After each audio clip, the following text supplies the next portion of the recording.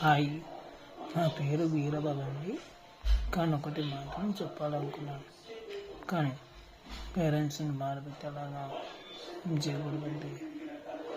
కానీ ప్రేమించినప్పుడు మనుషులు అందరూ ప్రేమించినప్పుడు బాయ్స్ అండ్ గర్ల్స్, కానీ ఇంట్లో పేరెంట్స్కి చెప్పి మీకు ఇష్టం ఉంటే ఒప్పించి పెళ్లి చేసుకోండి.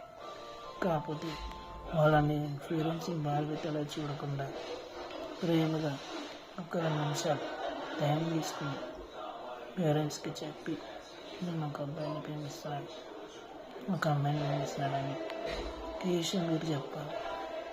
నేనే కాదు, మొత్తం దేశం అందరూ చెప్తున్నారు. కానీ ఇంకోటి ఏంటంటే సూసైడ్ మాత్రం చేసుకోకండి. చచ్చిపోతే ప్రాణం తిరిగి రాదు. కానీ పేరెంట్స్ చాలా బాధపడతారు.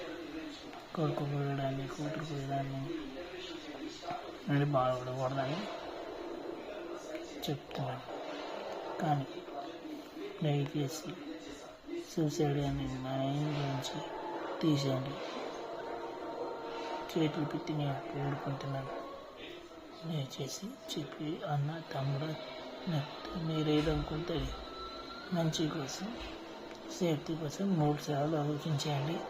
పేరెంట్స్ ఉన్నారు, నీకు ఒప్పించడానికి పేరెంట్స్ ఉన్నారు, చూసుకోవడానికి పేరెంట్స్ ఉన్నారు. మ్యారేజ్ అయినా చేసుకోవచ్చు. కానీ మీరు ప్రేమించారని నేను కాదు వద్దంటలే. కానీ వాళ్ళు మోసం చేశారని నువ్వు సూసైడ్ చేసుకుంటాం మంచిది కాదు. ఇంకోటి ఏంటంటే మీకు ఇది కాలేదంటే పేరెంట్స్కి చెప్పండి. వాళ్ళు అనేది మాట్లాడి ఒప్పిస్తారు.